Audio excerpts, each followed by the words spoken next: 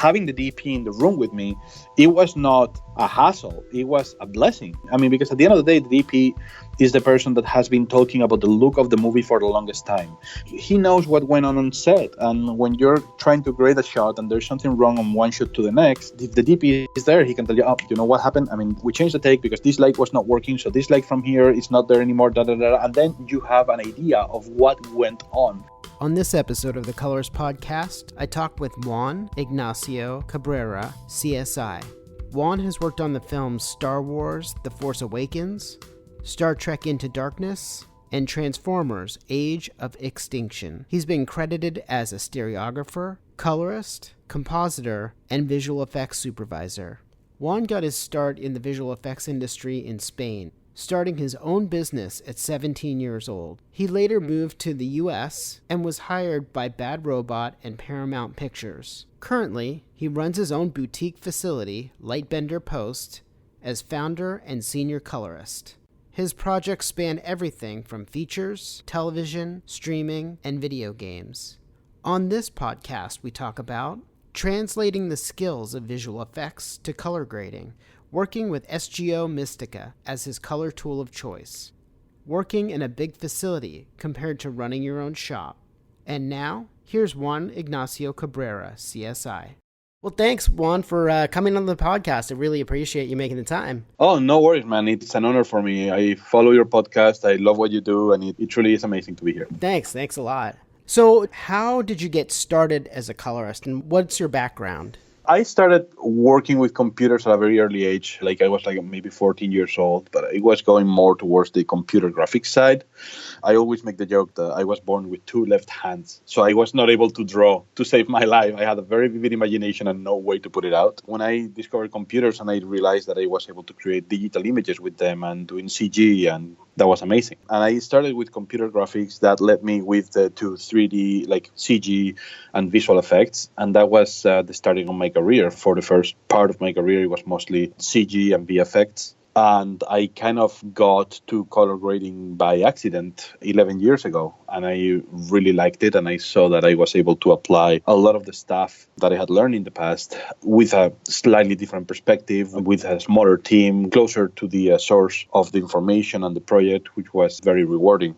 But I still do some VFX supervision on some projects sometimes, but I always say only for projects that I like or people that I like, because you just suffer so much doing visual effects.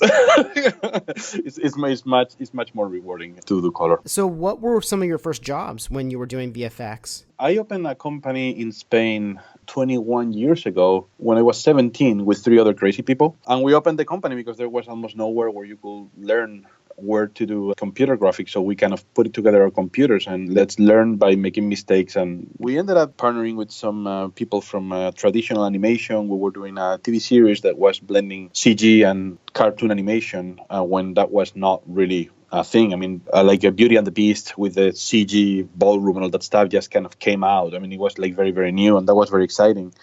And then it was mostly commercials. We were doing a couple of Spanish movies. We did a big identity for Fox Kids in Spain that took us 9 months. I mean, it was like giving birth, really.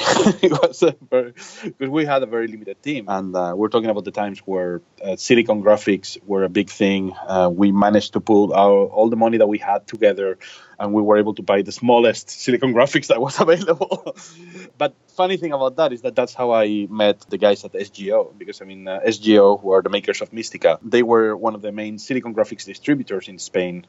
So that's why I was very much aware when they were starting to develop Mystica and all that stuff. So do you feel like your experience in visual effects translated directly to working in color? I think yes, but it's very subtle because there are two main things. I mean, there is the capacity, when you're doing VFX, you have to understand when something integrates in your picture. You know what I mean? What some CG or VFX that you're creating really matches the light, the color, the tone, the curves, and all that stuff on your footage to really be integrated. And I think that kind of forces you to understand image at a very deep level. And that's huge help when it comes to color grading, for sure. Because I feel like there are kind of two approaches that you can do to color grading. I mean, you can just make sure that you have a perfectly calibrated monitor and just go crazy and start turning knobs until you get something that you like and carry on. or I feel there has to be an underlying understanding on how image behaves, why something works and why it doesn't work. Not just that I like it, I don't like it, or it's ugly or not, but why. Why is this not working? Why is this feeling weird? Why these two shots are not matching? And that part, that kind of slow analysis part and understanding how these elements interact together, that to me, at least on the way I color, that has been a huge help. So because you have this visual effects background too, do you find yourself, there's a lot of times when we need to finish a VFX shot just in color. And I know you work on Mystica. There's a lot of tools there that you can use to complete a visual effects shot. Do you feel like you just step in and get those done? When there is a problem, yes. I mean, it's one of those things where at the 11th hour, when there's something that nobody else saw, or when there's something that is just not working and the VFX house is tired and they have to deliver another 50 shots, that's when those tools really help you. And that background, I mean, it definitely helps you say like, okay, it's like maybe this has to go through a VFX pipeline. It's going to take 3-4 hours just to ingest, get out, do sequences, render. And in a software that is real time, high speed, all that stuff, I can really do it much quicker. That definitely helps. Some VFX houses don't like it, but I'm one of those guys who every time I have VFX, I always ask for alpha channels. Sometimes even identity channels on some of the effects that are complex, because maybe they did the integration or whatever they did very well on the shot that they had, but some VFX houses don't test the shot to extremes, which is something that I got used to do when I was doing VFX. It's like, okay, once I do the integration, I just blow up the shot or enhance the contrast or boost the saturation, and the VFX have to be able to hold up as if it belonged to the shot.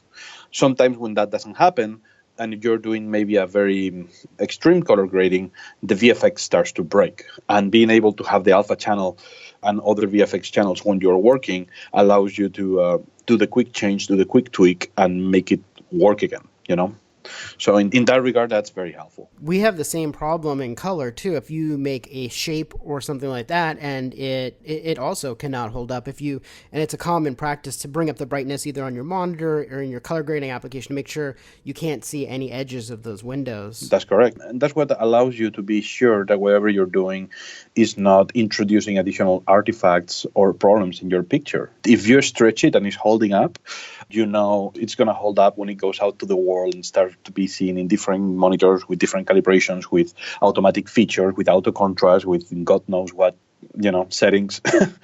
So vivid. Yeah, vivid with frame interpolation at 3000 hertz. Yeah. Yeah. So you had mentioned you started with Mystica when it was really coming out. What's been your experience with it, and why is it still your tool of choice?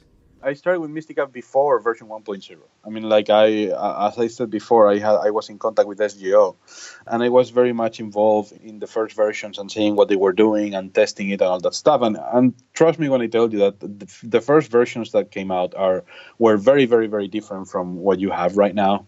It got much, much better with time and with different iterations and whatnot. I think it was version 3 point something or 4 point something when color grading tools were starting to be like, okay, this is starting to be solid, I liked the Mystica because it gave me that control that we were talking about before, that being able to know what's underneath the hood, what's going on with the image, being able to change stuff. It gave me the most versatility. It didn't fix me to one workflow that if I don't have it on that workflow, I cannot do anything else. It kind of allowed me to do any kind of crazy things, for good and for bad. I mean, sometimes you just want to have something that works in one way and don't have to worry about anything else. But when you're on that project that requires the extra effort and that requires the extra attention to detail, or it just have a crazy workflow for whatever reason, that's when you appreciate those tools. That was kind of my entry point, saying, okay, this will allow me to do anything. It doesn't matter if it's a feature or a TV series or a commercial or something that has VFX or not. With this, I can tackle that. Yeah, and I think I read an article with you, too, a while back that said that there was something about the versioning on Mystica that was really a benefit over other color grade applications. Oh, the versioning as in what, like a file versioning, or do you mean versioning as in software development? Versioning as in deliverables. Depending on how you approach your project, you can do a lot of different versionings, outputs. Let me give you an example. When we were doing Star Trek Into Darkness, we had a project that was supposed to be delivered not just in 2D and 3D, but it was also supposed to be delivered with different aspect ratios in 2D and 3D. I was working with Bad Robot at the time, and we were handling all the conform side and all that part. Company 3 was doing the final color, but as it usually happens, you just do things too down to the wire. I mean, everything is so down to the wire that we were trying to help in any way we could. So being able to work out a way where we were working on a non-standard format with a larger container, having the different transformations and different rescalings and pan and scans, depending on the shot, depending on what framing we were going for, that was hugely helpful. Because, I mean, we were able to work with the full shots, with a full resolution, and we were only pan and scan. Like, of course, on the scope version, you will be pan and scanning much farther just to keep on the action. And then as you were opening up the format, we were doing less and less than that. And we had that rippled out on different timelines, on different reels, when the editors were still working on the edit, and we were reconforming against their new cuts and keeping all that information consistent and solid. That was definitely a challenge. That's the kind of situation where you appreciate having all those other tools that are not just for color grading, but like you can do the whole thing within one box. It's not like you have to go to conform to a smoke and then color grade in Resolve or do whatever other combination of things to gain that possibility of options. And that makes your workflow slower. That forces you to do intermediate renders, sending it to one way, to one side or the other. At the end of the day, you have to buffer up that time. And when there's no time, you appreciate that it's all in one box and you can just get going. So are there any tools, color grading tools that are in Mystica that set it apart from other color grading applications? Different color grading tools approach colors slightly different. In Mystica, you can find from primaries to bands, other stuff. I mean, I like the way Mystica has what they call bands, which is instead of having your 3 balls of primary, like shadows, midtones, and highlights. And of course, when you move that, it works with not only with the light, but also work with the color, and it works with the image as any primary works. The bands, instead of 3 balls, is 5 balls that you can modify where the pivots are, and you can control black, shadows, midtones, highlights, and whites independently with or without saturation. So that, for example, is a tool that I use a lot when maybe I'm doing a too contrasty grading and then I want to recover a little bit of the deep black or deep shadows or introduce a little bit of a tint on the highlights or shadows without affecting the blacks on the whites. Things like that, to me, are very useful and things that I use a lot. Most of the rest of the tools, I mean, they have slightly different approaches to some tools, but there is not like this hero tool that no other software has, and it makes an absolute difference. It's more the way the tools interacts together and the fact that, for example, the timeline, like when you're working on Resolve, you create your multiple nodes, multiple stuff, and then you have it in your shot, and that's fine. On Mystica, you can do this in several ways. I mean, you can create different layers, which will be like the layers on Resolve, or you can create another node altogether on top of your node or in the middle, or putting them in relationship with each other, have multiple entries. So it's the way you approach your timeline, I mean, more of a stack approach, more than a node-based approach, allows you some more freedom when it comes to maybe using the same entry for 2 different nodes or doing the selection on a second entry and then doing it in the other one, which you can do as well in Resolve with nodes. It's just a different approach. It's kind of a different way. At the same time, I mean, I love Mystica. I mean, it's been my software of use for the longest time. But that doesn't mean that it's one of those things where it's like, oh, Mystica is the only way to go and you cannot do anything like this in any other software. It works for me.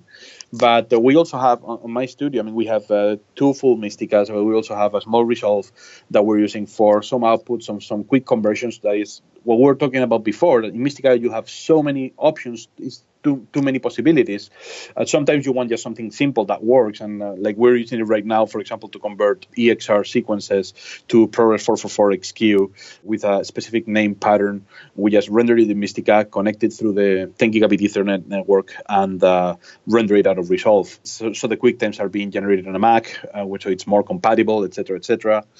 I'm also very curious about Baselight. I've attended a couple of demos of Baselight, and I like how their approach is absolutely color-centric. So I wouldn't mind testing it or having one at some point. So I think it's all about the project I think the project should be mostly what dictates your tools or how you use your tools. That's kind of the way that we try to approach it here. Yeah, and sadly, though it's the truth, the budget's going to dictate that as well. Oh, yeah, no, definitely. Definitely. But then when you're on a tight budget, sometimes that's when you need the best tools. I've had a couple of friends who were doing some small projects that they were going to be doing them on a Resolve, and at that time we had Mystica, and we were not busy, and we were like, hey, I mean, if you want, I mean, they were using they were Mystica operators as well, and we're like, hey, if you want to use Mystica, just go and do it. Even my second colorist, I mean, which I trained, he was working at Technicolor in Spain, and then his tool of choice for digital was Resolve, and I trained him on Mystica. He does not want to go back to Resolve. Like when he saw the possibilities and he got comfortable with the system, he feels slow in Resolve. Since we're talking about all the other color grading applications, do you feel like there's a tool that none of them have done yet? That's a very good question. I mean, there's some software that I haven't used that much. Like I haven't used Luster that much. I used it in a very early version, but not. I don't know what they have been doing lately. I don't know Scratch. But I feel there is room for improvement. Like in this latest version, Mystica had added a fourth ball to the primaries, mostly for HDR workflows. But then when you're not on HDR mode, that ball makes a marvelous tool to be able to roll down highlights in a very organic and natural manner. And which before, I mean, we would have to do it with like light selection and touching up curves and stuff like that. Things like that where you can have more control over how the curve is behaving. I mean, it's great to have the primaries, the bands, all that stuff, things that have been there around forever. But I think there might be a need for smarter tools that tackle problems that we're constantly facing sometimes, like things like that, like be able to have like a roll off on the blacks, setting up the pivot point whenever you want it, and that behaving in a natural way, proportional, natural way with control curves, etc., etc. That could be nice. One tool that is very useful on Mystica as well, that's something that they introduced not too long ago. It's something they called Unicolor, which allows you to convert from one color space to the other. I mean, color space, gamma, gamut, etc., in a mathematical manner. So it's completely reversible. They not only did it for things like Rec 709 or P3 or stuff like that, but they also did it for cameras. So like, for example, one of the shows that we're doing right now, it was shot on red weapon, dragon, basically. So I can get that dragon, de-iron it with red lock film, with dragon color, and then turn it into Alexa. I can turn it into a log C with Alexa white gamut, and then use my color tools in a similar way to the way I will do it with an Alexa camera, or with a Sony camera, or with whatever kind of thing that you hope or you like. Right, because it's like the footage that you're normally used to working with will feel the same way, even though it's a different camera. Exactly. I mean, of course, the camera is different, the optics are different and all that stuff, but the way the tones are mapped, the way the curve is mapped, it behaves in a similar way. Same thing with ACES. I mean, in ACES in Mystica, for example, I mean, it's something that it's not just either you're in ACES or not. I mean, it can be modular. I mean, you can kind of have a node to enter in ACES mode and you have another node to get out of it. And there was this show that I did where it was a video game for Xbox that they were actually doing a TV show with the game, and whatever you play in the game actually affects the show. So as you were playing, the show will change, which is fun. I mean, they showed all the different possibilities, and we did all the different possibilities. It was like a choose your own adventure kind of thing.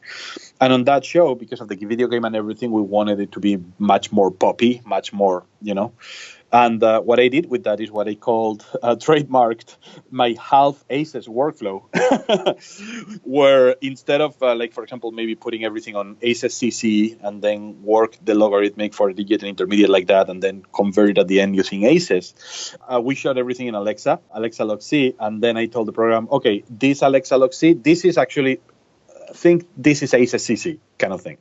Like, instead of turning it into ACCC, just tell the system that was ACCC, even though it was not. So the way it was mapped, it made the colors actually way more poppy than they were. I mean, I was faking it. I was doing it wrong if you think about the workflow perspective, but that gave me a better starting point when it came to start with more color separation, better highlights, better things that in the other way I will have to have created different presets or starting points to achieve the same results that quickly.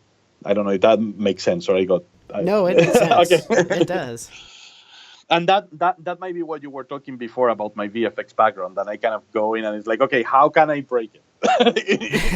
Instead of just putting the note that they told me and just do my colors as not touch anything else, just in case it breaks, I usually go for the break. I mean, like I always tinker it with it until I break it, and then it's the fun part of fixing it. How do you know what the limitations are until you go over them, right? Yeah, until you have that shot where everything that you were doing up to that point was working, and then you have that shot where everything breaks, and you were like, well, okay, I had 200 shots that I may have done in the wrong workflow. But then you learn for the next one. Absolutely. So a little bit back, you were talking about Mystica working in HDR, and that's, it's relatively new technology now, and it's really going to affect the way that all of us work when it's in wide adoption. But how specifically do you think it's going to change the way we tell stories with color? I feel that's very difficult to tell at this stage. I think HDR is in a very, very early stages. And I always compare it with what happened with 3D at the beginning, like when all of a sudden 3D hit and there was a wave of, now everything has to be 3D. And I love 3D. I still do 3D shows. I'm a stereographer as well. I enjoy working in 3D a lot. And I do think that it adds so much to a show if the show needs it. That's the difference. I feel like not every show, the same way not every show has to be 3D. I don't think every show has to be HDR. I think there are shows that are going to exploit the HDR side much better, that are going to benefit from being HDR. There are other shows that I don't think they do. When I have people asking me about this, I always put this example of a movie that I made for a friend of mine, where it was her first movie. It was very kind of shot in Kansas with her family, very low key and all that stuff. And we were doing the full workflow with the P3 theatrical release with DCDM and then the Rec 709 version, all that stuff. Every time we were working on the P3 color space and we were able to push color so far and all that stuff, she was always reacting negatively to that. I mean, she didn't want that much color. I mean, it was feeling too overwhelming for her. So much as at one point I was like, okay, maybe instead of working on P3 with the whole P3 gamut, maybe this movie just needs to be Rec 709 contained within the Rec 709. And then when you go to P3, since it's a bigger container, you contain your Rec 709 inside the P3, but it's not so wide on colors. And that ended up working perfectly for her. I mean, it kind of put us on a better spot to start with. So I guess what I want to say with this is that the fact that you have a bigger container doesn't mean that you have to use it if your story doesn't require it.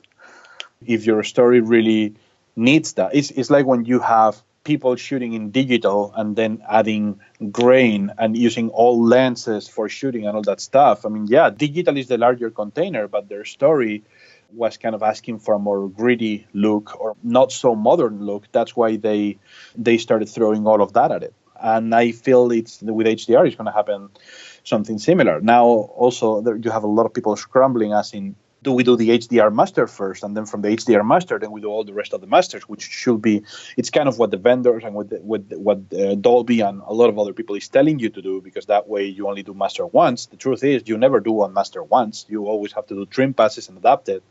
And sometimes if the HDR version is not going to be the primordial viewing experience, maybe it will be worth it if you spend more time on whatever format that the movie is going to be seen the most.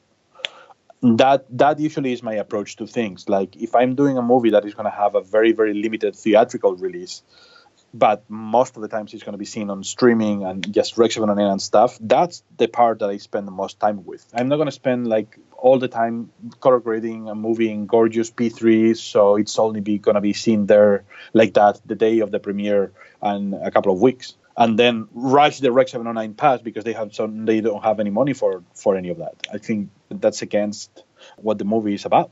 So I think it will change how we tell some stories. I think some people will really embrace HDR and make amazing things in HDR that are incredible. There will be a lot of people who are just kind of trying to jump in the wagon of HDR and doing things that are mediocre, sadly. Do you think that it's going to fall into the same traps that stereo fell into? I'm not sure. The difference between HDR and stereo is that with stereo, you kind of needed something else to be able to see it, as in the glasses or an active display or being just in a very narrow spot of the TV if it had auto stereo or something like that. So you could not just kind of sitting in your couch in the side of the TV in your underwear while you're talking to your wife on a summer night. You know what I mean? It had to be like an experience. Like you get your glasses, you get your thing, you get your that. With HDR, I think it's a little bit simpler in that regard because new screens are already way brighter than it should be. I mean, most screens go way over the 100 nits. I mean, most like standard consumer screens are right now without any Dolby spec or anything going up to 400, 500, 600 nits. I think it's going to be very, very easy to make it a little bit more easy to access than what 3D was. So you've worked on a whole bunch of different kinds of projects. You've worked on I like to keep busy. Right. You've worked on big budget features. You've worked on broadcast, streaming, and video games too. So what's been your experience with each of these platforms? The less budget you have, the more you have to know what you're doing. It's funny because, I mean, like, one thing that was very interesting for me the first time that I did a big American project. I mean, because, I mean, I've done some big projects in Europe, but, I mean, the scale is completely different. One of the first things that surprised me when I was doing a first project here is that most of the issues that we were having were either political or logistical. When you have a big-ass project with a lot of budget and stuff, usually the project is either the schedule or that there is no time or, like, the logistics of what happens first. And like, there are problems there are problems everywhere, but it's much easier to fix those problems with money. When you are working on a smaller project or on a TV series that is going for streaming or on a small indie movie or stuff like that, sometimes there is no physical way of fixing those problems. And that's where you have to get really creative, where you have to know what you're doing so you can cut the right corners. Because that's the danger of low budget, is that there are corners to cut. You have to cut corners, but you have to be very aware of what are you cutting out and what compromises you're making. And that's where knowledge comes in. You know, if you don't know exactly what you're doing, you might cut the wrong corner and shoot yourself in the foot down the road, which will impact either the quality of your movie or the delivery of your movie or anything like that. So you've worked for big companies like Bad Robot, and you've also run your own company. So how is it different working in each environment? I mean, of course, when you're running your own company, it's like, oh, you're the boss. Yeah, you're the boss, and you're also responsible for everything bad that happens. I mean, when you're working on a big company, it's nice to have the backing. You know, it's nice to have the backing of the infrastructure. Like, I remember one time when we were needing to set up a second bay to check some stuff, they just set up a second Mystica over there, and they spoke with Dolby, and they were like, "Hey, Dolby, can you let us one of those new monitors that you put out?" And they just got it for the next day and stuff like that. But those things are very helpful. You know, having the resources for somebody to pull a phone call or favor and have what you need to do your job. It's very nice. I mean, being able to work on large projects when you see a different way of doing things, because that's another thing. I mean, if you're only working on low budget features or low budget projects, you're constantly fighting stuff, and sometimes you don't have absolute freedom to do the creative job that you're supposed to do. And that's another benefit of the big structure, that sometimes all of those issues that you have to deal with are pushed away or taken care of by other people, and you can concentrate on the creative side, and you can concentrate on how do we make this absolutely awesome. You have the experience of working with amazing people that have no constraints of any type, and see, for example, how JJ approaches a shot when it's like from a VFX point of view, on a VFX review, or from a color point of view, like what he likes, what he doesn't like, why does he make the decisions that he makes. As somebody who not only works on the film industry but enjoys the film industry, and I devour movies, I love science fiction, that's amazing to witness, really. An interesting thing about running your own facility too is, you know, you're always in business development mode too, which is not a primary color skill, you know, to go out there and pound the pavement and find work. Was that a learning experience for you, or was that something that just came naturally? I opened my first company when I was 17 years old, as I said before. I opened it in Spain. And I opened it because I didn't know how to do anything else. You know what I mean? Like I was starting doing something that I didn't know what to do. So you partner by fear and you try to make it the best out of it. So I'm very used to having my own company and to the things that come with it, you know, like looking for the work and all that stuff.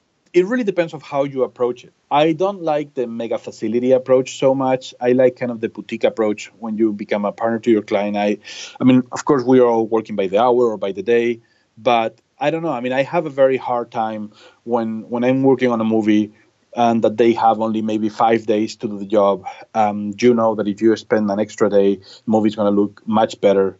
And at the end of the day, it has your name on it. Having my own company, I can make those decisions.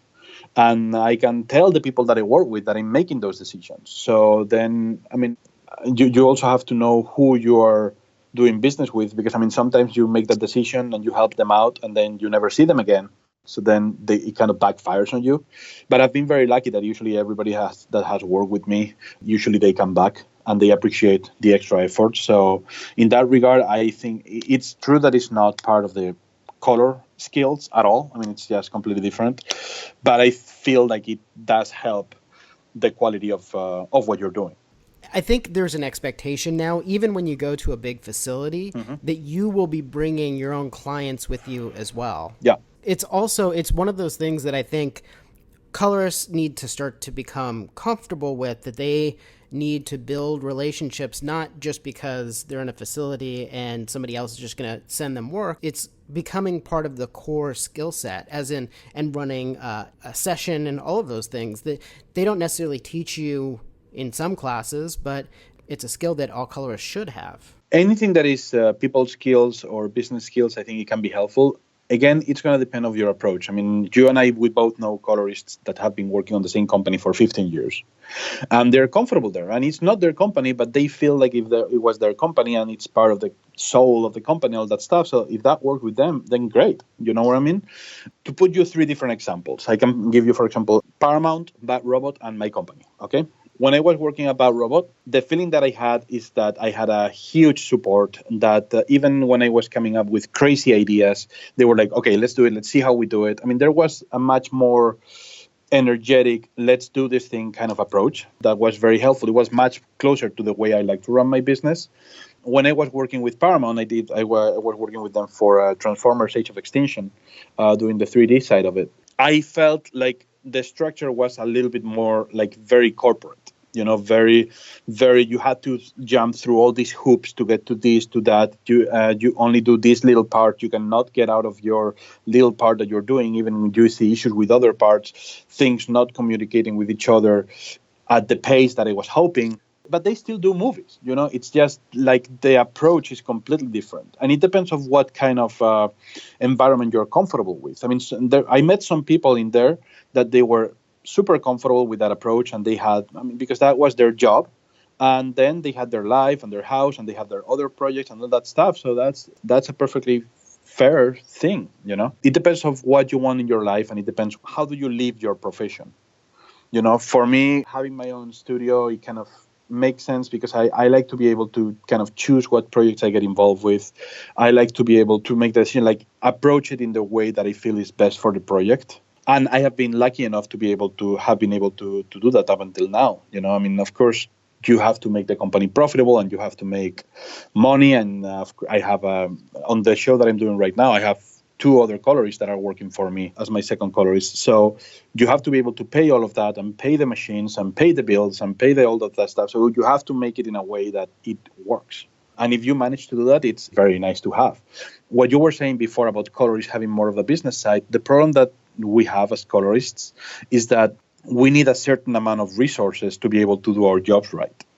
You know, I mean, you can do your job with, I don't know, with just one of these, a trash can and a drink color monitor, and it might look fine, but I've worked with drink color monitors and they're fine. I mean, I'm not saying they're like bad thing, but they're not a high-end Sony X300, you know what I mean? And when it comes to that, there are shows where you need the infrastructure. I mean, or you need a theater, you need a projector. A Barco 4KP is $90,000. I just got one on my old facility like a year ago with the high contrast lens and with this and with technical support a year. I mean, altogether it's $110,000. Besides the room, besides anything else, proper desk, again, 10, 15 grand. It's a lot of money. And for a single person to pull that kind of cash up front, it's tough. I think finding a company, if you're an independent colorist, finding a company that already has the infrastructure and they're eager to work with you and kind of give you space for your own clients, maybe in exchange for a special rate for them or for a percentage of what you're coming and all that stuff, that can be a better approach. So you don't have to put all the cash up front, and so you don't have to have all the responsibility by yourself. You were talking too about when you were working at some of these other companies, you got the opportunity to work with really big name directors. Do you feel like those people have shaped the way that you grade? Here in the US, it's a completely different approach to the way it was in Europe. I feel like in here, it's mostly directors and producers who are saying what's what on the color grading room. I mean, sometimes the DP is invited to the color grading room. And for me, the first time that I saw that, I was like, what? I mean, it really did not get in my mind. In Europe, you work with the DP all the time. Most of the shows that I've done in Spain, the DP was sitting by my side through the whole process. There is not like supervised versus unsupervised versions or anything like that. No, there's none of that. And having the DP in the room with me, it was not a hassle. It was a blessing. It was amazing because at the end of the day, the DP is the person that has been talking about the look of the movie for the longest time. He has been talking with the director for the longest time. He has been involved with it. He knows what went on set. And when you're trying to grade a shot and there's something wrong on one shot to the next, and then if the DP is there, he can tell you, what happened? I mean, we changed the take because this light was not working. So this light from here is not there anymore. And then you have an idea of what went on and why that's not working. At the same time as being able to work of having validation as you go, or try crazy stuff together. In here, in the US, I've seen much more conflicts between DP and directors, like if they were doing two different type of movies. And that, to me, it's very interesting. So I would say that what has strengthened my skills as a colorist have been mostly working directly with DPs and being challenged by them, having to work with a more classic approach kind of DP who is, I wouldn't say afraid, but really afraid of color grading because it's so different from the film process and stuff, and he comes in very protective. And then having him leaving the session comfortable, happy, and excited about testing stuff, that's an amazing feeling, and it teaches you a lot about the craft of manipulating light. Because at the end of the day, we're both doing the same thing, just in two different stages, right? So I think it's DPs is what have working with different DPs and ended up having friendship with multiple DPs and helping them out in projects where they were having issues or not. That's what has taught me the most. With directors, I mean, you always have different directors. I have a director who is a very good friend of mine. We have done a lot of projects together, and he is what I call a magenta-phobic. Like he hates magenta beyond anything else, and so it's like, so he had you learn to know the things that they like and the things that they react both positive and negative towards. And that definitely helps you as colorist and challenge you and all that stuff. But I feel like the approach is different from the kind of language and the kind of confidence that you can have with a DP. Do you think that it's important for a colorist to have experience behind the camera, to know how to make a proper exposure or even do simple photography? Do you think that that's helpful to know? Everything is helpful. I cannot call myself a photographer by a long shot. I mean, I've messed with cameras. I like technology, so I like to know what cameras are doing what and what new improvements are and what new versions and what new everything is out there. I try to keep myself educated and on top of it, but I don't have the need of shooting myself behind the camera. You know what I mean? I don't have that. If somebody who is a colorist or wants to be a colorist has it, it's not bad. It's not bad at all. I mean, I think if anything, it can be very, very, very helpful. I think it's absolutely necessary is that colorists get involved with what camera is being used, how it's working, how it's doing stuff. I remember we did a feature with a DP friend of mine. He was the first. Basically, the production was forcing him to use the new the Blackmagic camera, the Ursa, that he had never used. That he was very, very concerned that was gonna make everything look wrong, because he had never used the system. It was a cheap camera, etc., etc. So what we did was we spent 3 days doing camera tests with that camera. We spent 3 days together, trying to break the camera, literally, like high contrast, low contrast, highlights like crazy, overexposed, underexposed, working in this format, in the other format. Thankfully, they just released the ProRes 444 XQ codec for that camera, which gave us more latitude and we're able to do more stuff. So working with lights, blinding the camera, light towards the camera, light away from the camera, any kind of situation that you can think of, like bright colors, low colors. And with those 3 days of camera tests, then we sat on the color grading suite and we were messing with those shots for another 2 days. We discovered the sweet spots of the camera. We discovered when the camera was working, when the camera was not, when it was breaking, what was doing nice. And based on that, he approached the photography of the whole feature. So a process like that, I think it's incredibly helpful, not just for the colorist, but also for the cinematographer and for the production in general. I've seen people we're doing camera tests, and then they do camera tests. They shot a bunch of stuff that are mostly technical stuff. It's not really testing anything. And they don't even send shots to color grading. Or if they send something to color grading, they send a couple of slates just to make sure that the format works. And it's like, what's the point of that? I mean, why do you do that? I mean, that's a waste. I mean, if you're doing camera tests, you're not doing proper tests if you're not taking something through the whole workflow. And when I say through the whole workflow, I say from the acquisition to delivery. You're doing camera tests, take them to color grading, test them, test the LUTs that you're going to use if you're doing a LUT approach, or test them through ACES, or test them through whatever, or test HDR, test whatever you have to test, and then output it, and then watch it on a TV, on an iPad, and whatever you can, and see if it holds up. And that's proper testing. Anything else? Right, exactly. You're just saying you're testing it and not doing it. You're just going through the motions. Yeah, you're just saying, I have to do camera tests because production asked me to, so I'm going to do it. It's beneficial for you too. I mean, it's not just don't do it for them, do it for you. I mean, I think the movie ended up looking really, really, really, really good compared to what it probably would have looked like if we hadn't done anything of that. I've had people asking, DP had people asking him if they had shot in Alexa. And he was like, no, by a long shot. but it looked right, Full disclosure, the Color Society sponsors this podcast, but I wanted to get your opinion too about what your opinion is about having a Color Society and some sort of a group that... Colorist Society International is the one who is sponsored? Correct. Oh, good. I'm a member, so I like it. Oh, there you go. Mm-hmm. What caused you to join the Color Society then? I was forced. No, I'm kidding. I think colorists, we haven't had a proper union ever, and when you have editorial, we are part of it. Colorists, we are a very weird thing that we are kind of between cinematography and editorial. Because we have been talking about cinematography all the time, about tools and stuff, but our job is intrinsically tied up to editorial in a massive way. And that's something that, going a little bit back to other questions that you have asked me, if that's a skill that I feel like people should have as well. The same thing that you were saying about working with cameras and whatnot.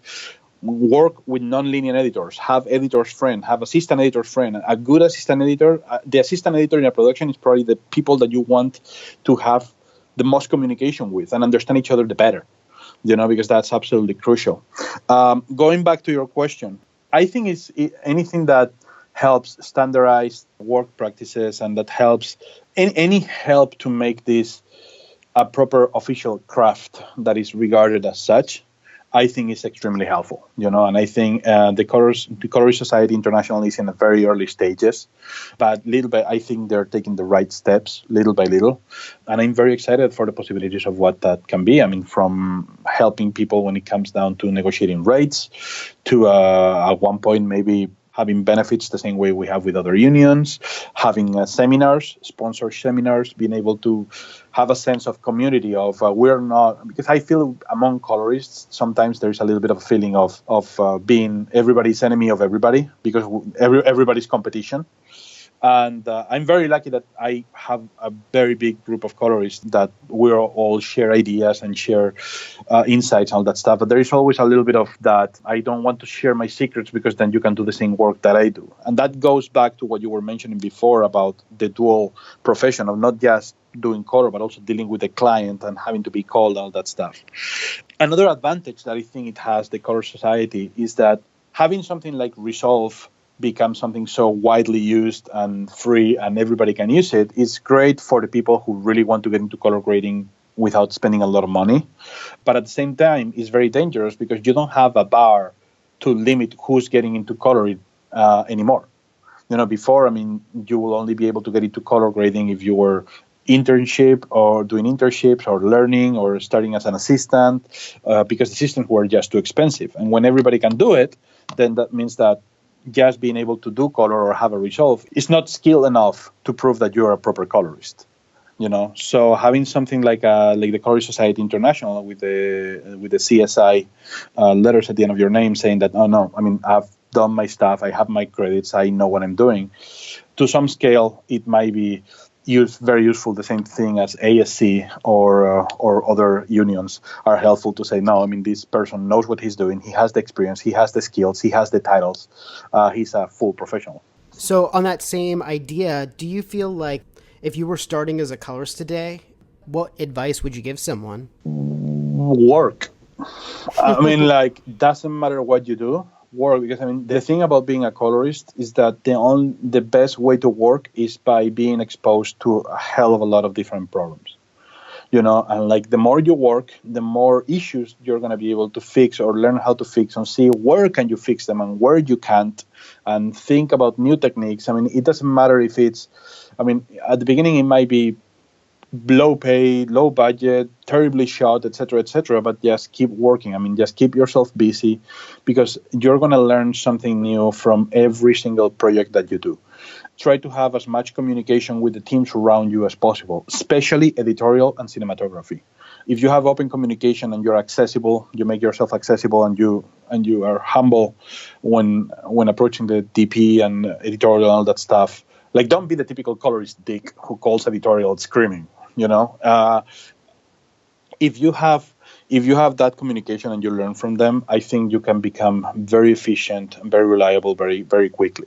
Just keep working, keep grading, keep making mistakes, try crazy things sometimes. Know that sometimes it's not going to work, sometimes it's going to work and you're going to find something happy. When it works, try to understand why.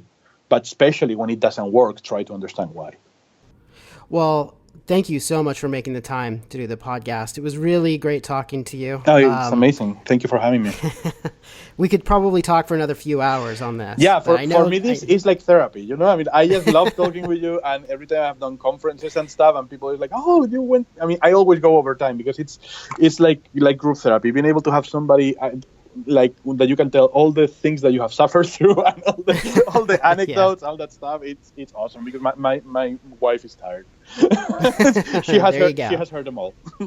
Yeah. So if somebody wants to work with you or they want to get in contact you, where would they go? They can go out to the website, lightbenderpost.com, and there's a contact email over there, or juan@lightbenderpost.com. You can email me. Lightbender as in, light bending, Lightbender Post. And happy to hear from anybody. Right now, it's the website I'm testing it and it doesn't work. But eventually, I hope when people check it, it will work. Great. Thanks again. Thank you very much, Josh.